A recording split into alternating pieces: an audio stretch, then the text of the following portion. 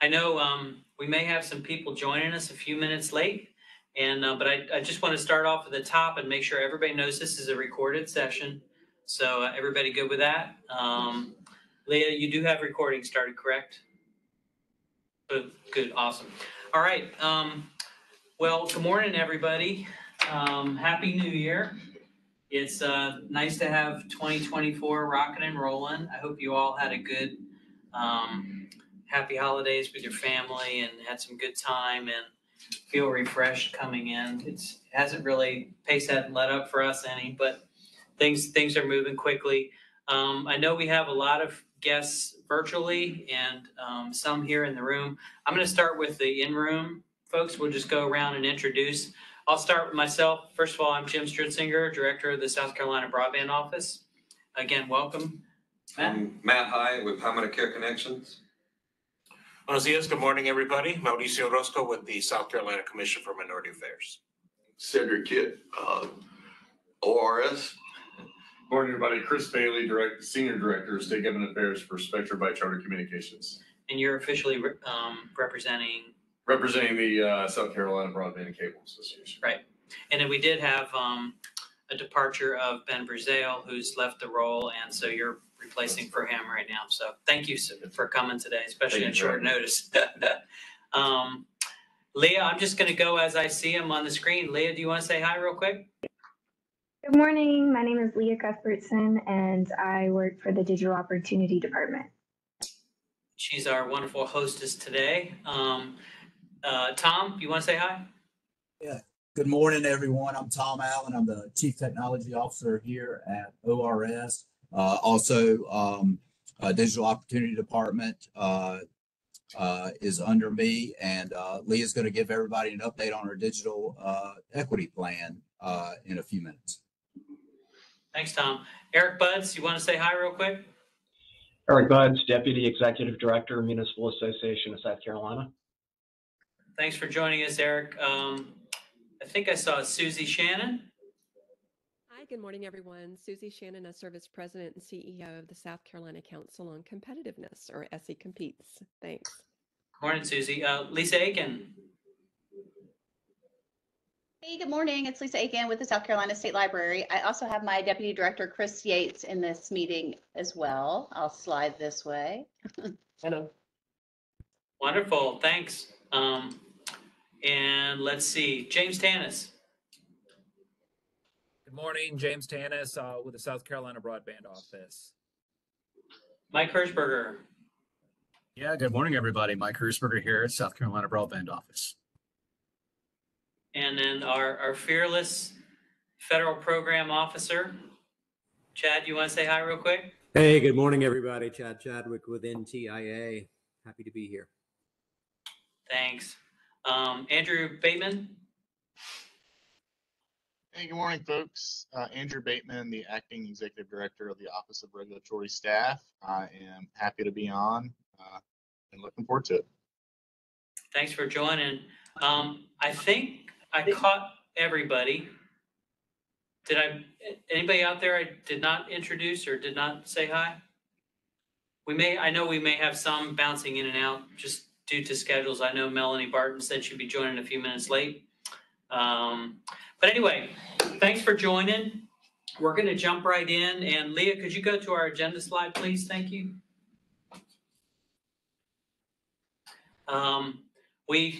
Real fancy slide, right? A couple of big things. We're going to do broadband office update from the infrastructure perspective. We'll do digital opportunity. This will be a first real chance, I guess, to have a deep dive on digital opportunity and that stuff. If we do have time at the end, we'd love to hear from what's up for the members of the BVAC to kind of tell us what's up in their worlds. And I will point out we've got our next meeting slated for April 9th. Same time frame, Tuesday. That'll be our Q2 board meeting. But so welcome everybody. We've got, I'm going to skip the review and approval for minutes this week. There's been a lot of stuff going on. We'll get that out. We'll catch up on the next meeting. All of the meetings are recorded, by the way, and the live recordings are posted on the ORS website. So we'll get those out, and all the slides are out there too.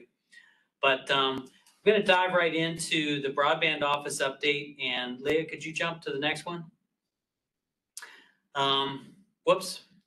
Yep, there's the first slide.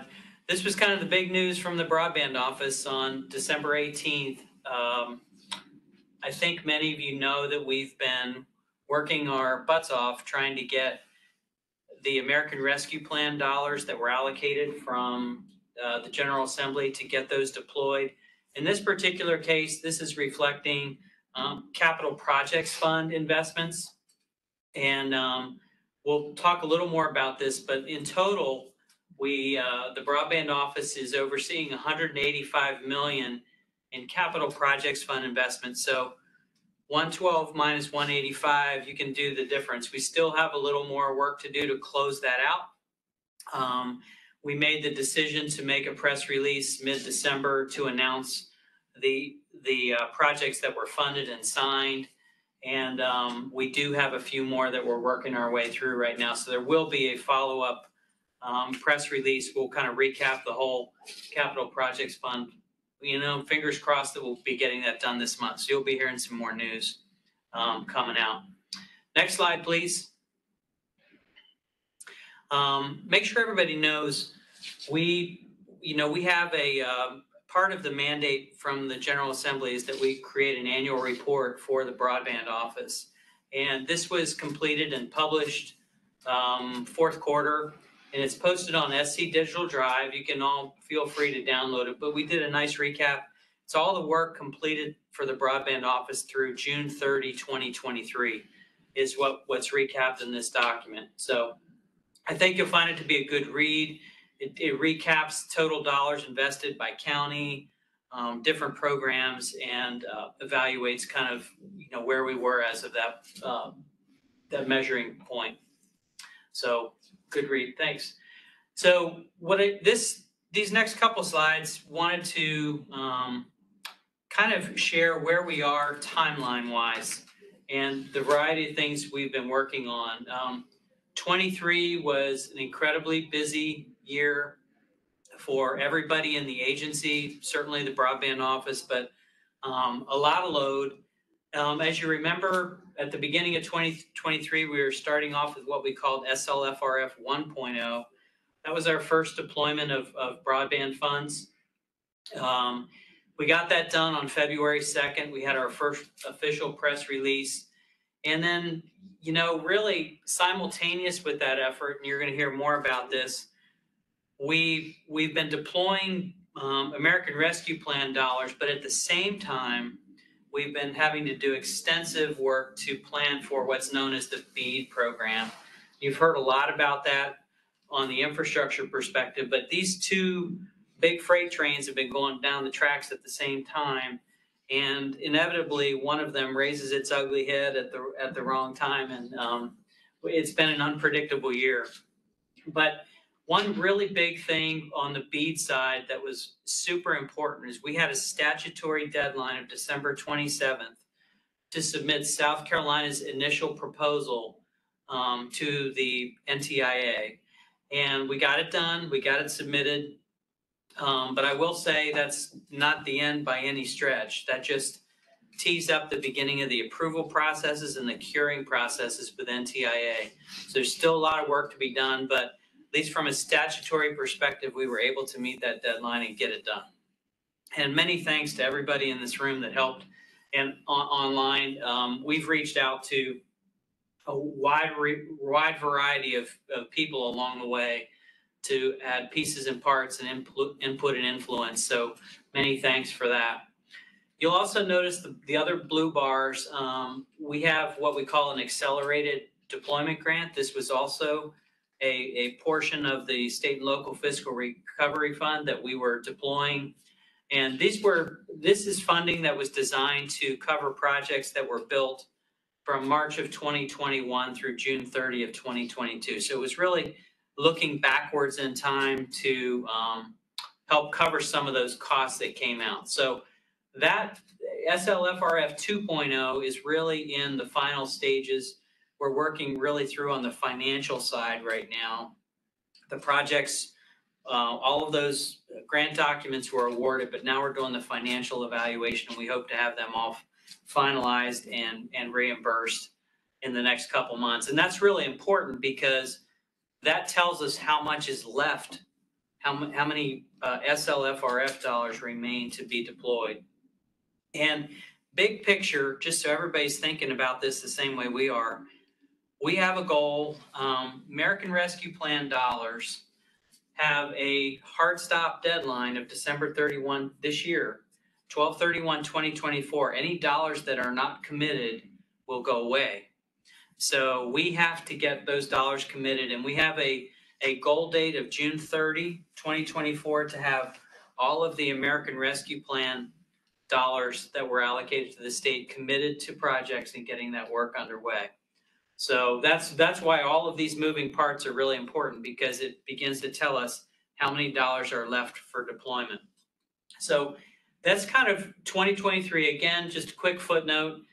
SLFRF 1.0 is where we started the year as we went through. Capital Projects Fund, we made our December 18 announcement, but it is still hanging over into 2024. And Leah, could you go to the next slide for me? So here's what 2024 looks like, to kind of show you where we're at. We are hopeful that we can button up Capital Projects Fund this month. It's really important that we do that. We're running out of days because the end of Capital Projects Fund dictates the beginning of our next grant round. And we are looking at doing SLFRF, what we're calling 3.0. Middle of February is when we're going to kick that off and get that going. But that's going to be a whirlwind.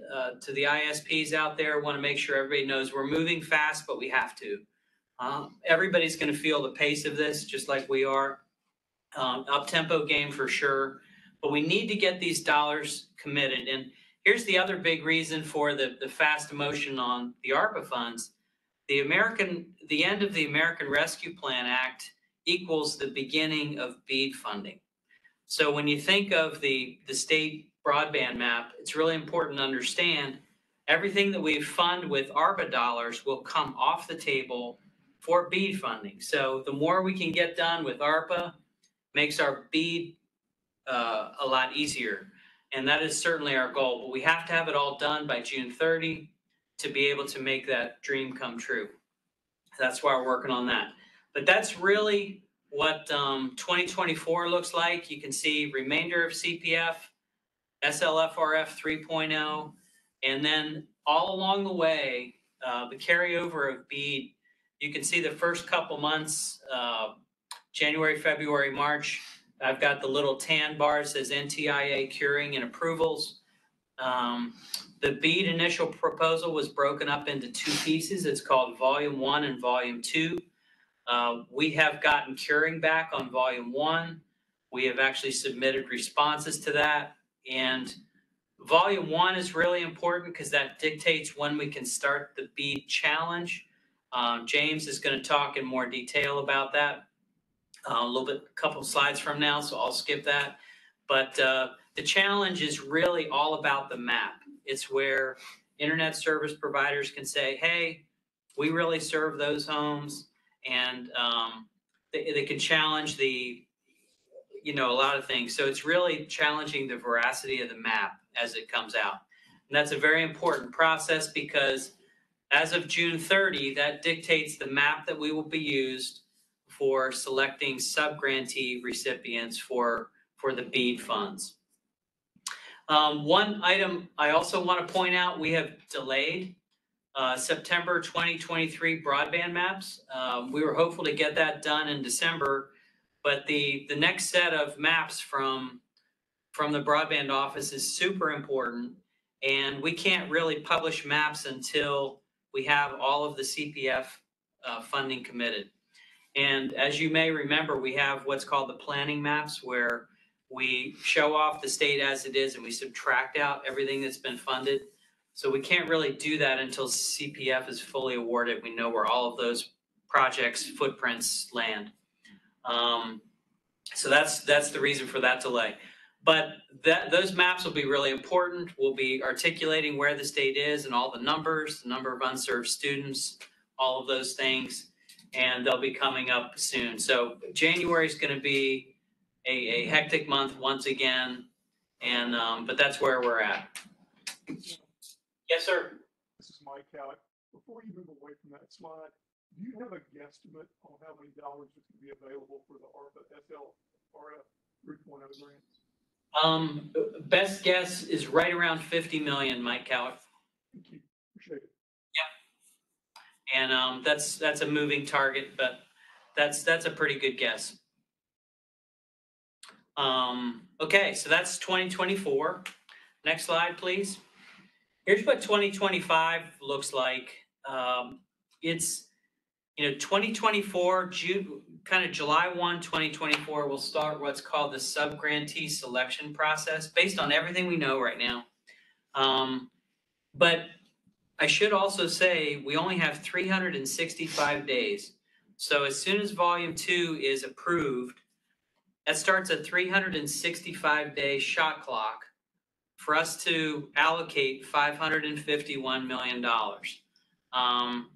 It's going to be a very, very fast-moving round, and but it's just kind of the way it is. This is my personal expectation, is that those dates will change a little bit as we get into this. The lift is heavy, not just for South Carolina, but for all 50 states. So I think that realities are going to settle in and some of the dates will shift a little bit. But our working assumption right now is really March 31, 2024. Everything we know is when we have to have all of the sub-grantee selection done, and we have to produce what's known as a final proposal, and that needs to be handed off to NTIA on March 31 of 2025. For the ISPs out there, I want to set expectations. It's going to take at least 90 days for the final proposal to be approved. So we really think, based on everything we know right now, the best case scenario for BEAD funding will be a notice to proceed, conditional notice to proceed, somewhere around July 1, 2025. And then of course all the construction will begin then. But that's really a big deal, because what you're hearing is that's the end of the money. This is a one-time, never to be done again in South Carolina history. I can't ever see us having this amount of dollars again. But what you're seeing is, as of March 31, 2025, the days of the broadband office making grant investments will come to an end. And then we'll be very definitively switching gears and managing project and making sure construction gets done on time. But this is a very big change in posture, and it sets up some things that are really important for South Carolina. We get to talk about things other than, hey, I don't have any internet anymore.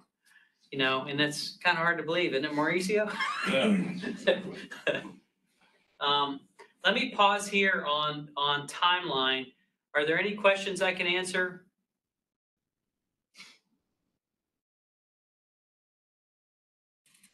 Okay, hearing none, we're going to go to the next slide. All right, a couple of general interest items. I pulled this from the Federal Communications Commission. We continue to work on the BSL fabric, as it's known, and the fabric is just another way of saying the collection of street addresses. We continue to work on that with the FCC to perfect. It'll never be perfect, but we keep lowering the blades, trying to make it better and better. We're cross-comparing address sets with E911 information. We're working with counties when we can get that data. And we're cross-checking the FCC's fabric with other data sets to try and get it right. BDC filing is super critical. Later this week, you're going to be getting the ISPs will getting another notice to get their filing together. It is due on March 1st, 2024. to the Federal Communications Commission. I think you all remember, we picked the same date. So the December 31, 2023 data will be due to our office on March 1st, 2024. That'll be coming out. Something that's also interesting on the FCC landscape is this thing they call broadband nutrition labels. And all of the ISPs are having to produce these. Any internet service provider that has greater than 100,000 subscription lines is required to have that published on April 10th, 2024. This is a goal from the FCC to have more consumer transparency on all of the features and the fairness for the ISPs. So I'm guessing since I have Charter in the room, you guys are working on yours, and we'll begin to see that. And then every ISP is required to have that done by October 10th. So you'll be learning more about that. Next slide, please. Thanks. Just high level, and James, this is your on deck cue. Just a quick recap on BEAD. It's called the Broadband Equity Access and Deployment. This will be the last ever, probably, infrastructure investment in the state of South Carolina for broadband. And the state of South Carolina was allocated, $551.5 million. I will say we've already gotten $5 million as part of the planning. So there will be a remainder of about $546 million that will be deployed, in the upcoming time. But this is to get everybody. This is internet for all. These dollars are intended to find every single broadband serviceable location in South Carolina and figure out a way to get them internet. We're required to go to all homes and businesses first. Once we have that achieved, then we move on to community anchor institutions. And once we've done all of that, and once we can say there's 0 homes that need funding to get them connected, then we can move on to what are called non-deployment uses. And we won't really know how many dollars we have left for non-deployment until we have dollars in place to solve everything else. That is the statutory requirement for BEAD, is to make sure you get all of that stuff done. And we've talked about this thing called initial proposal. We got it done and submitted on December 27th. Both of those were in and complete. And we do have, volume 1 is really about the BEAD challenge process. So we'll get approval on that first, because that gives us the green light to make our challenge happen. And we are trying to make that start date of April 1. It is contingent upon approval, but we do think, based on where we are in that process, that we'll get approved. Okay. Volume 2 is a different beast. That'll probably happen later in March based on the amount of curing that we get out of that. But that's our expectation for now. So James, we've got some special topics we wanted to get everybody focused in on for BEAD, and I'm going to let you take it from here. Next slide, please, Leah. All right, thanks, Jim. Okay, so as Jim mentioned earlier, we have got our curing documents back from NTIA on volume 1, and we have submitted them. So I'm going to kind of cover one of the big topics of volume 1. It's really 2 pieces. First, we have to create a list of eligible locations for BEAD funding. And this is going to be based on any modifications we made to the broadband map, such as, if anybody has read volume 1 out there, what we produced, DSL, or any other modifications that are approved by NTIA. Second piece is, once we have the eligible points approved by NTIA, we have to run a challenge process. So this challenge process is not available to everybody. This is any way for the 3 groups of individuals to challenge points on the map for BEAD funding. So the 3 types of organizations that can actually challenge any of the points on the map are local governments, nonprofits, and ISPs. So what we are going to be doing is we're going to have a form out there on ORS's website and SC Digital Drive, hopefully in the next coming weeks, really shooting for a February launch. This will be for anybody to sign up for the challenge process for BEAD. So what it will be is a form that will have to include the organization that you're a part of. So you have to be a part of one of the three. Again, either local government, nonprofits, or ISPs. We will require an email on this form, and this email needs to be associated with the organization you're part of. This is our way of fact checking and proving that you actually work for the organization. Then we will want, just a few other things, a phone number, a website, FCC ID if you're an ISP. And those are just some NTIA requirements, not an ORS thing. These are just some things we have to gather and provide back to NTIA. One of the big pieces is we will need an email address associated where you want any of the rebuttals sent to. So one way to explain this is if an ISP challenges a point and says, hey, I actually serve this point, well, this rebuttal could go to a community anchor institution and they have the chance to say, hey, no, actually, we tried to sign up for service and we could not get it. Or if a local government challenges a point on behalf of an individual and says, hey, this point you showed as served is unserved. Well, we want an email address we can send the rebuttal information to an ISP to. So this is just an idea of everybody getting together and figure out a nice email address where all the information could be sent to. Further down the form, if we cannot tie your email address to one of the three types of organizations, so we're thinking this would be mostly the nonprofits. If you have a Gmail email address, we will require some proof you actually work for that organization. Could be as simple as a business card, a screenshot from a website, just something so we have proof you fall into one of those three categories. Other than that, for this form, you'll just have to consent to some of the legalese language we have on there and some of the NTIA language from the BEAD model challenge process. Again, kind of on the right-hand side of the screen right now, we have a draft of what the form is going to look like. We are planning, again, on having this launched in February to get signed up. This form will be your only way to sign up and to submit a challenge for any of the BEAD points on the map. Again, if this is not filled out, you cannot do any of the challenges. Leah, can you go to the next slide? Hey, James, real quick, Leah, can you go back 1 second? I just want to, for clarity for everybody, if you're a citizen of South Carolina and you want to challenge the map personally, how do you do that? So this was one of the things. Citizens cannot challenge a point on the map. They will need to contact their local government who has signed up for the BEAD model challenge process, and the local government can submit a challenge on behalf of a citizen. Right.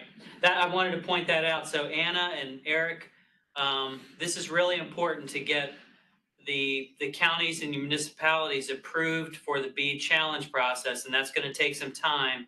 But we need to start now to do that because residents cannot do it on their own. Yeah, so like I mentioned a second ago, a resident has to go through a unit of local government. And again, community anchor institutions, so they could fall into the nonprofit category. They cannot challenge residential points. They will be able to challenge community anchor institution points only. Yep. ISPs are really the only ones that can challenge any type of point on the map. Thank you. All right, this slide is just kind of showing what the form will look like. This is all draft right now. Again, we're hoping to have this posted sometime in February. And here's the form. So one of the big things to take away from this is, so you'll be filling out this form. Like we mentioned earlier, you will need to use your email address associated with one of the three types of organizations that can challenge. You'll be getting an email after you fill out this form confirming you filled it out. And then once you confirm it, we will assign you a PIN number. Well, this PIN number is going to be linked to your email address. So you cannot hand out this PIN number to anybody, because if you don't submit a challenge from your email address with this PIN number, it will not be accepted. It will be rejected on the back end, and we won't even see the challenge came in. So again, anybody who wants to do a type of challenge. So I'll just pick on Charter here. If Charter wants to submit a challenge, any person who works for Charter that's going to submit a challenge needs to fill out this form. It can't just be one time for one organization. It has to be for each individual that is going to submit it. James, question. Yes. Who in local government can submit B challenges for individuals? Any person who signs up for local government. So the rules were a little squishy on that. I mean, we're really hoping for county administrators or something along those lines. But as long as you work for the unit of local government, you can sign up for the challenge process, but you are submitting on behalf of the local government. That kind of covers everything I have on the challenge process and signing up for it. There will be more updates on this coming out in a few weeks. We'll have stuff posted to ORS's website, and we'll be sending emails out to anybody who has signed up under the grant notification tab on ORS's website. And if there's any questions, please let me know. James, thanks. And I want to do a special shout out to my team that has busted it over the last year. Has been incredibly stressful, but you know, to actually have the discussion that we are coming to the end of investment, I mean, to even think about that in South Carolina has been a real thing. And hey, Tom Allen, I just wanted to invite you back on for 1 second and just kind of talk this out. I have, you know, I've personally shared this as weight shift, you know, thinking about an athlete shifting from their left foot to their right foot. The state is going through a natural transition now where we're moving away from infrastructure investing to more of the digital equity stuff. And Tom, this is where you guys come in. Yeah, thank you, Jim. Appreciate you kicking it over to me. I just want to give folks an overview who may not have attended last time in October, a little rundown of where we're at from a digital equity perspective. On October 1st, the Digital Opportunity Department transferred here from the Department of Administration to ORS. And during that time, our primary charge was to develop a digital equity plan. We completed that first draft of the digital equity plan on December 13th and published it for public comment. The public comment period ended on January 12th. And so right now we're going through the process of incorporating these public comments within our plan. That final plan is going to be delivered to NTIA on February 13th. But Jim, I think the most important point that we want to make in this is our digital equity plan absolutely contemplates incorporating the Broadband Advisory Council into the digital equity needs of South Carolina. So our plan, some of you have read it, but our plan is as the funding expires and infrastructure is rolled out to, as Jim said, to do this weight shift where the focus from the Broadband Advisory Committee refocuses from infrastructure into adoption and use. And so Jim and I have kicked this around. And so what we would like to do is about on that July 1st of 2024 is to start that process of evolution of the Broadband Advisory Committee to make it focus a little bit more on digital equity and adoption and use, and using the resources that we have on the Broadband Advisory Committee, both current members and new members that will join, is to make sure that South Carolina fully moves into this new age that we're about to move into. So with that in mind, again, just kind of a review of our grand plan is to spend the rest of this fiscal year, state fiscal year, focusing on infrastructure for the Broadband Advisory Council. And then on July 1st, the second half of the state fiscal year, start to transform that Broadband Advisory council to be advisory on the digital equity plans going forward. So I'll pause right there, Jim, if I left anything out or if anybody has any questions.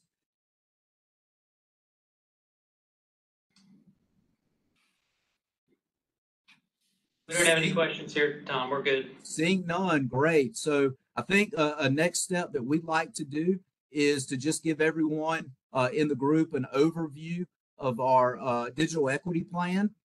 And so with that in mind, I will turn it over to Leah Cuthbertson, who's going to give you a snapshot of our digital equity plan here in South Carolina. Thanks, Tom.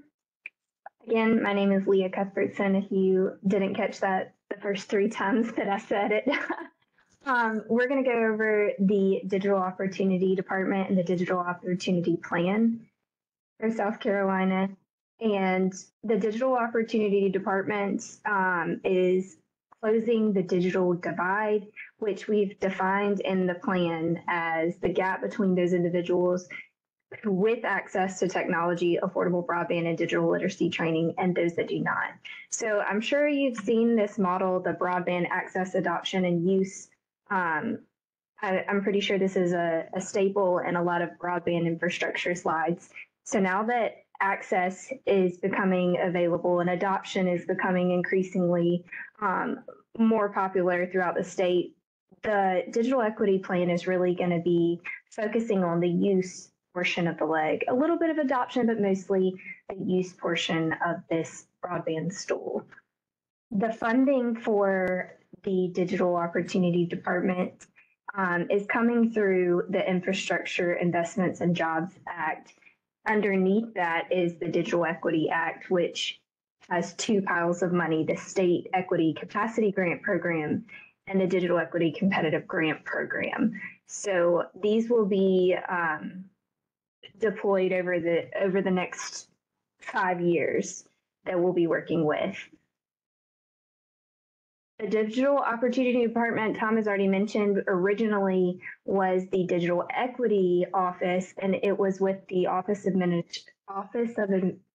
Department of Administration, and it was transferred to ORS and renamed the Digital Opportunity Department on October 1st. So we're fairly new in the game. The vision is for all South Carolinians to have access to affordable, reliable, and high-speed internet to gain skills necessary to benefit from this technology. And we've talked about this a lot in the plan about how it's a necessary thing to have these days, access to broadband service, and our goal is to make sure that everyone can access it. So how are we accomplishing this? We're currently, as Tom said, revising our digital opportunity or digital equity plan. We've submitted our first draft already. We've received feedback. We've posted for public comment, and now we're incorporating those public comments into the plan as we speak in order to prepare for our final draft to NTIA. The ACP is another avenue with which we had planned to provide this broadband service to people at an affordable cost.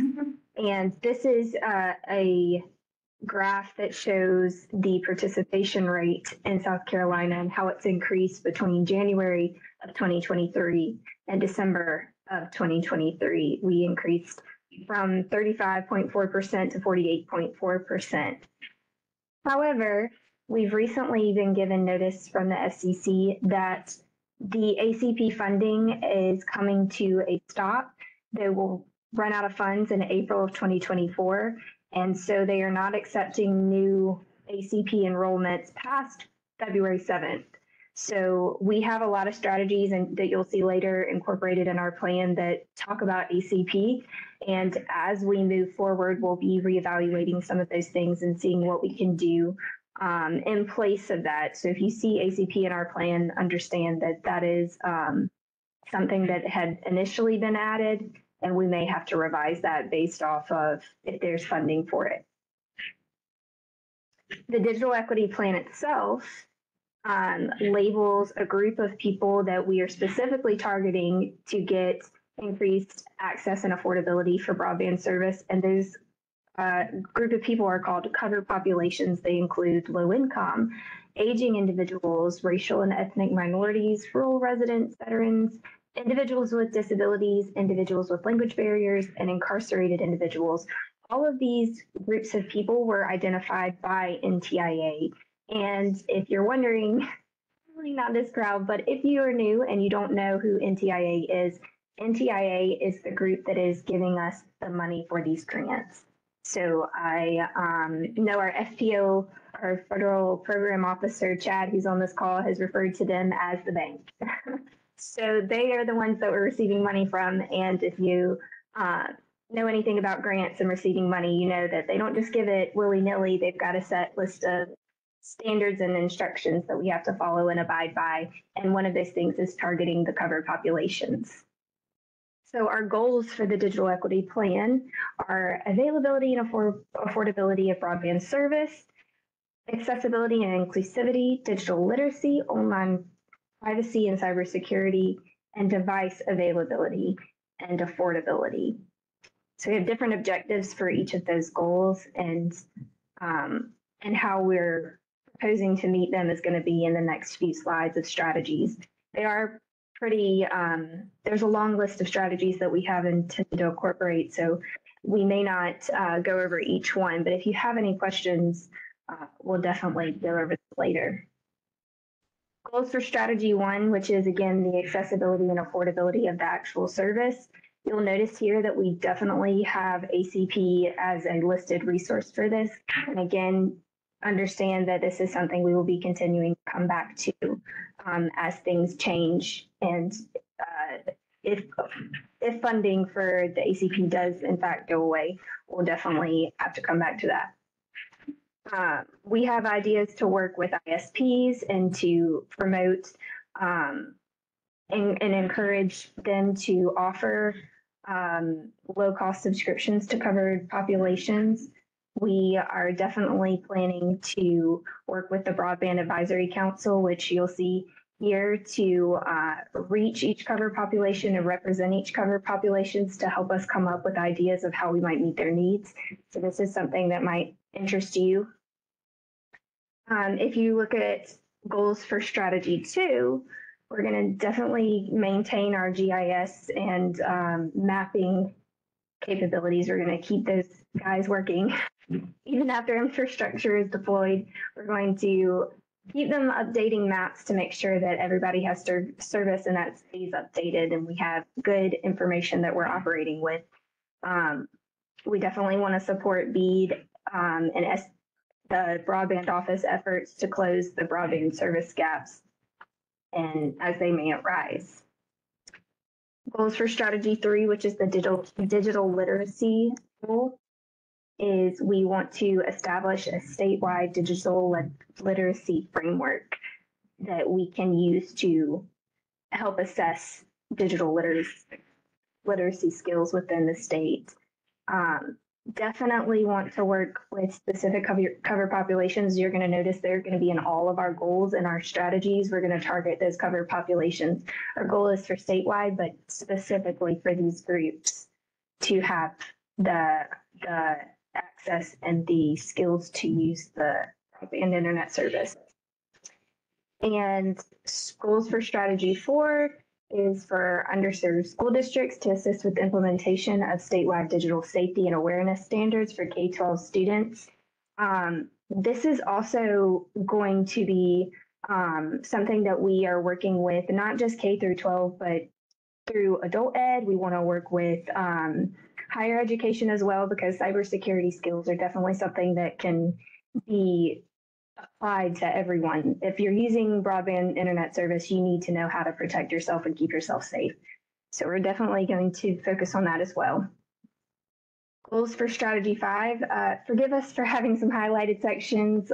These are specific to a particular group that we want to talk with later. But goals for strategy 5 are to prioritize digital grant program scoring towards device programs that serve geographies and populations with highest identified needs.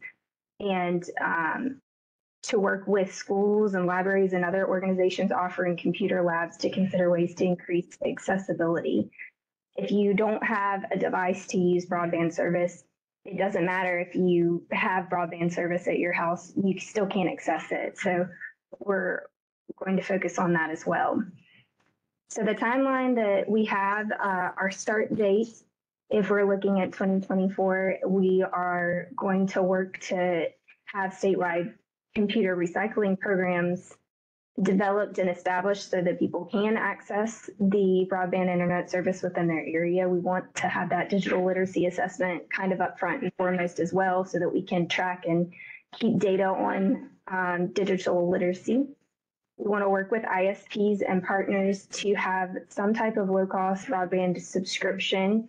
And cybersecurity and digital literacy training are very important, but they're going to be pushed back towards the end of our goals. If we're looking at that timeline, the priority for that one is going to be later, because if they don't have access, or if they don't have a device, or if they don't know how to use the internet service at all, we're going to struggle to implement those skills. So that's the overall timeline that we've included within the digital equity plan. Where can you find more information? Our digital opportunity department has just added a website to the ORS, or a web page to the ORS website. You can find it through the link here, or if you are searching for the broadband department, you'll see a little tab for digital opportunity department.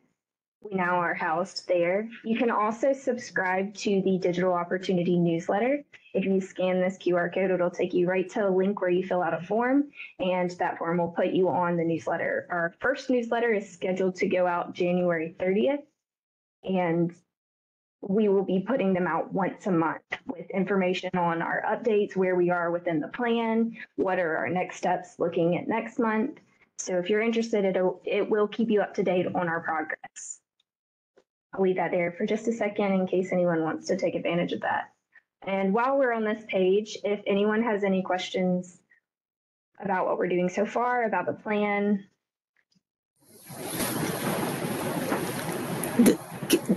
This is Melanie Barton in the governor's office. Can you hear me? Yes. Yes, I just got a couple of questions on the one-to-one for the devices. It's my understanding that all districts already have a one-to-one, like all students have that. So you might want to check with the Department of Ed on that, because I do think during COVID they do. And on digital literacy for students, that might be part of the computer science standards that we already have. So they may already be doing that. So I just don't want you to duplicate if it's already going on. Right. I think one of our, Tom, correct me if I'm wrong, I think the language is more support digital, or excuse me, device one-to-one for those particular groups. But we've also included groups that are not within that K through 12 for the one-to-one, including adult ed. As far as the actual standards, we are under the impression that there are already existing standards. We definitely want to make sure that they are the most up to date, and we want to work with partners to make sure that they are appropriate for all age groups as well. Yeah, correct, Leah. Melanie, Leah hit the nail on the head there. One of our concerns has been, we recognize that many of the school districts have the one-to-one, and that all, that there are standards out there, but there's some of these other populations in which these standards and the one-to-one don't reach. Thinking of, the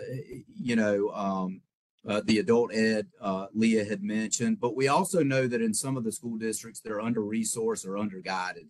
And those are areas in which we'd like to be a resource for some of those districts. Thank you.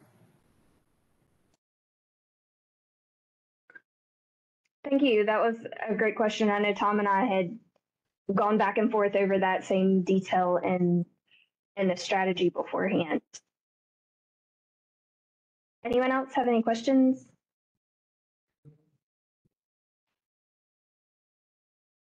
So Tom and I are both currently the only two members of the Digital Opportunity Department. We are planning on having some other people join us at some point, but until then, we have our contact information up here. If you don't already have it, you can email us at any time and we'll be happy to get back to you with any updates or questions you may have. Thank you, Leah. Again, we're looking forward to building a robust digital equity community in South Carolina. Certainly, all the folks on this call are connected.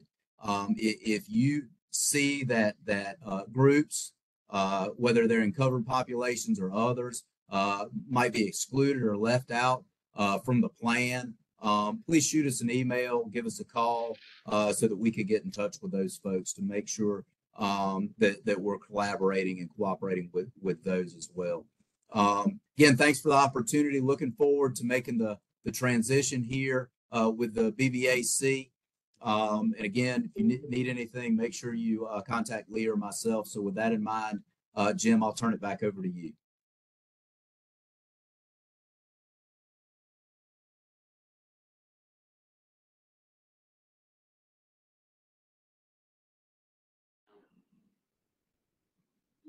There he is.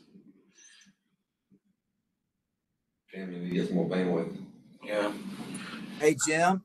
Broadband and I had 2 meetings last week. Yes, Tom. Crashed twice. We're wrapped up. I was just kicking it back to you for next items on the agenda, which I think we're going to be a round robin report out. Exactly. Thank you, Tom, and grateful for everything you guys are doing. And isn't it pretty cool to actually talk about the end of infrastructure investment for broadband in South Carolina? I mean, it's really going to happen in 2024, and switching gears is an exciting. That's where we all wanted to be. It's just contemplating that. And Anna, I wanted to say special thanks to you for being co-chair. And what I wanted to do, we don't usually have enough time to do this, but for the BBAC members, we'd love to know what's up in each of your organizations, and whether it has to do with broadband or not, whatever you care to share. Thanks, Jim. I'll go ahead and kick off with what's happening here at the Association of Counties. I apologize. I am not technology savvy, so I had a few moments of getting on, but Mike will help me. So it's good to see everyone. We're thrilled to be working with the ORS team on getting out information and working with our counties across the state to make sure there's coordination. Jim, definitely want to chat with you guys more about local governments being one of the 3 entities that can participate in the challenge process. And I know we talked about pushing out some more information in February. So we're looking forward to helping with that initiative and making sure our county administrators, our county council chairs, our IT GIS directors are all in the know, and that they can be a point of contact for citizens who do want to challenge. So looking forward to that.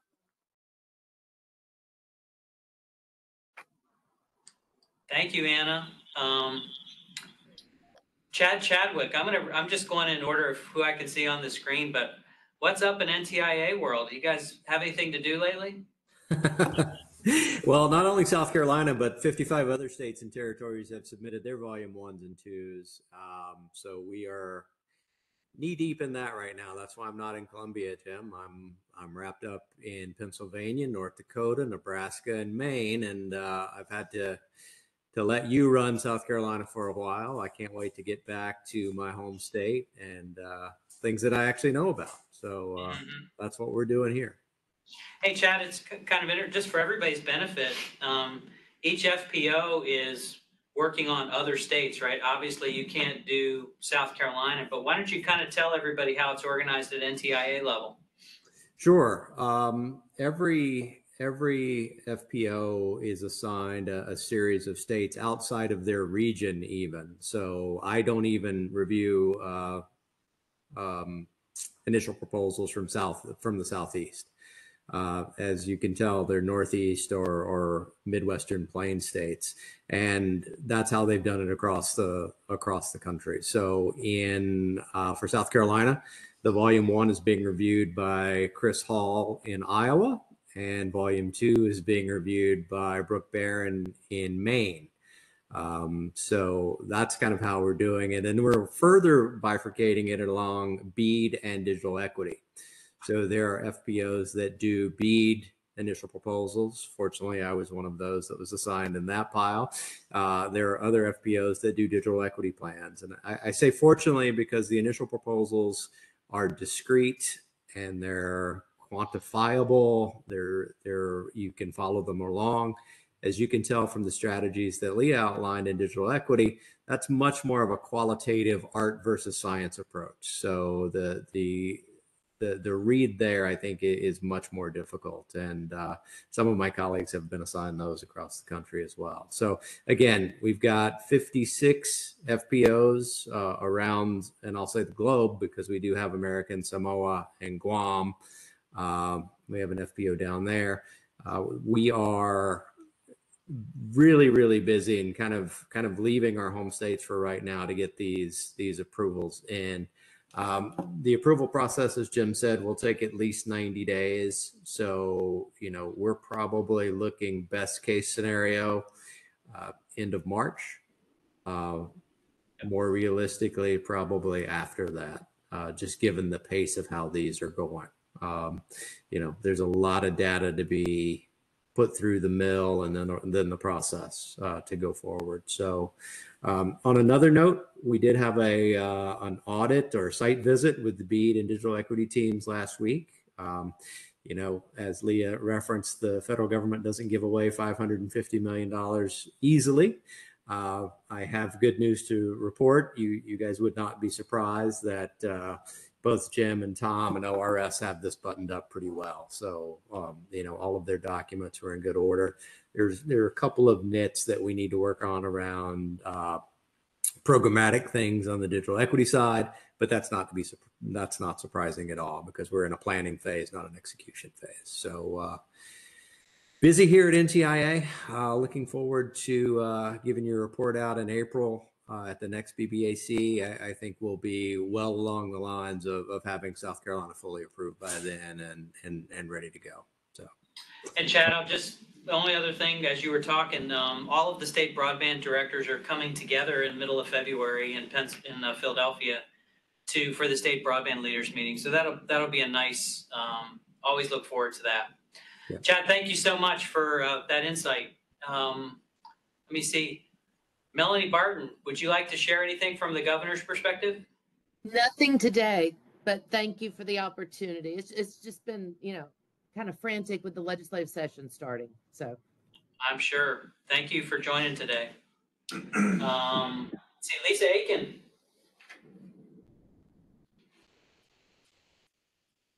Hey, good morning. Lots happening in libraries, of course, but what I think is relevant for this group is just a reminder we're interested in helping to achieve all of the goals that are listed in ways that we can in libraries. We know libraries are trusted spaces where people are going to go to use their technology, or if they don't have technology or internet access, they're already going there. So we're just looking forward to the opportunities to partner with this group and stay involved. Thanks for all you do. You're welcome. I guess the one cool thing I'll mention to this group is you all might be interested. We got a new digitization scanner that we're using to digitize all of our state documents with some funding from the legislature from last year. So we're busy digitizing state docs right now. Fantastic. Thanks. Let me see, Susie Shannon. Hi, everyone. One thing I did want to mention, and we actually put this out about 3 months before all of the recent pressers on South Carolina's continued population growth.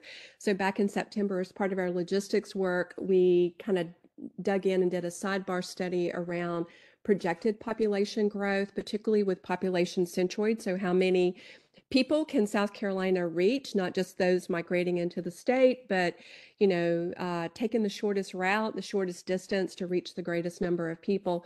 So one of the things we found, and I'll drop it in the link into the chat to the fuller study, is that between 2020, 2040, our state's projected population growth is expected to grow by 22.5%. We're trailing only Florida. We are ahead of our next door neighbors, North Carolina and Georgia.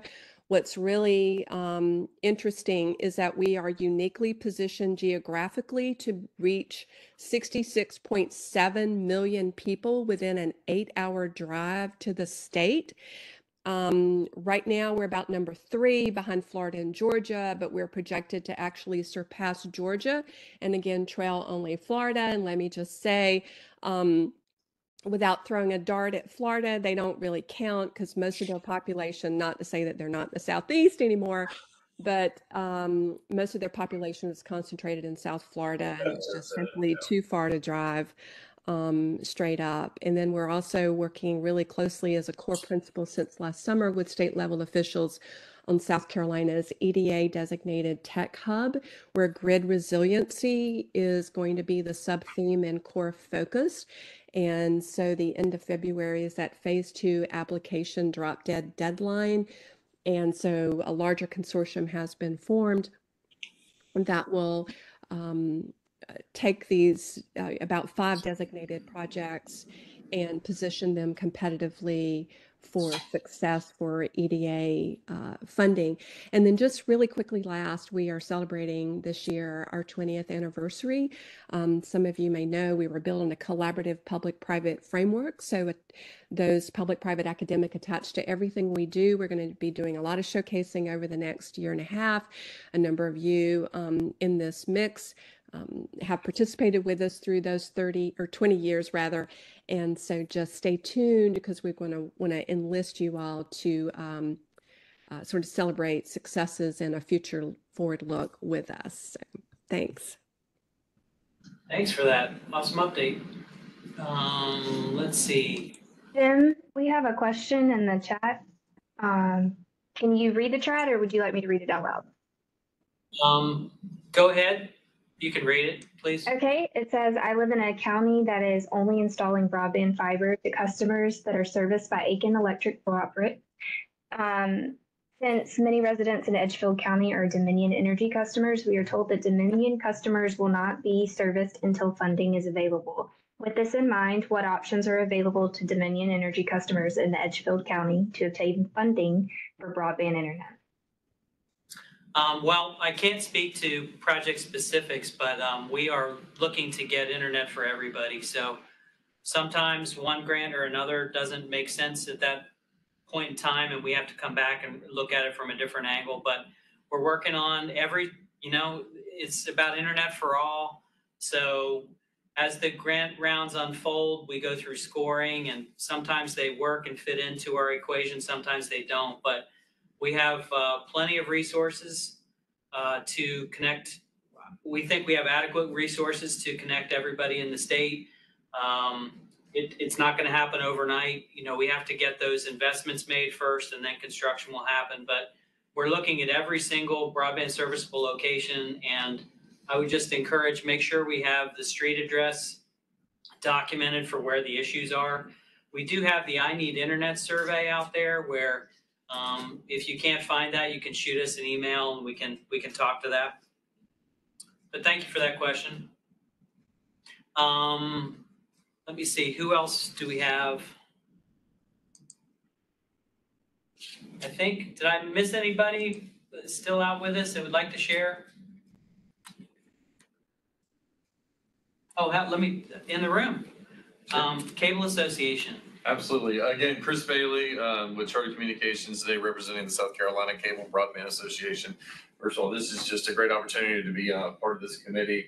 I see you all are very committed. I've been very impressed so far with everything that ORS, the broadband office, is doing.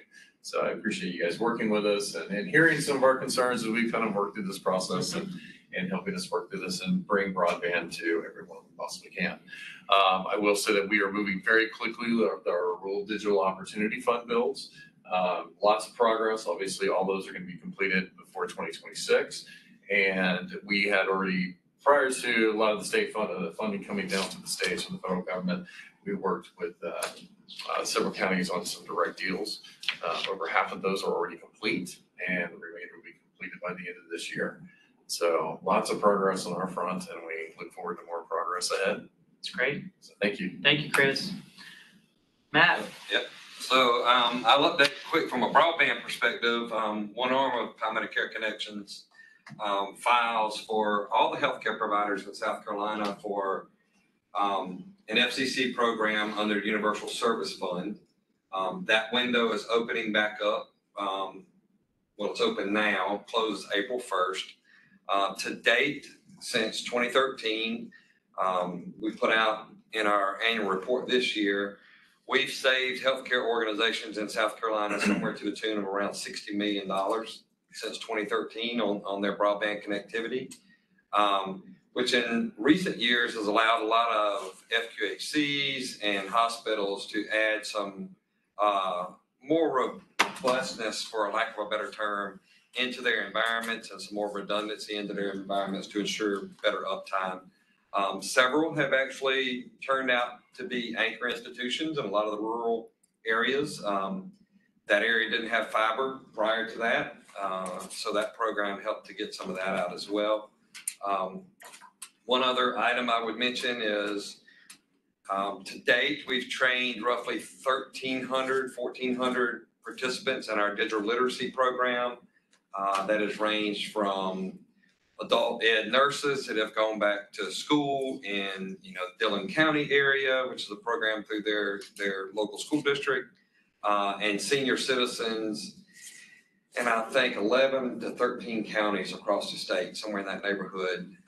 And we are working now on creating the names for a grant to train 2,000 Medicaid recipients in South Carolina over the next year or so that will get trained. And then a few other small grants from Charter. We have one to train some folks, and Comcast grant to train some folks down in the Hampton area. So a lot of digital literacy happening as well here at Family Care Connections. Thanks, Matt. Yep. Mauricio. Yes, good afternoon or good morning to everybody. Mauricio with the Commission for Minority Affairs. And basically what we have on tap right now is preparing for Black History Month. We're going to have several folks on our Culture Connect podcast, so be looking for that throughout the month of February. Thank you, and thanks for all your assistance working with the Catawba Nation too. Over the last few months, we've had a lot of stuff going on. Cedric, anything for you? Nope. Well, ladies and gentlemen, I'm going to say thank you so much for joining us for our Q1. Again, our next meeting will be on April 9 is what we've got queued up for that. So thanks, everybody. I think we covered it all, and we'll talk to you soon. Bye-bye. Thanks, Jim. Thanks you all so much. See ya. Bye.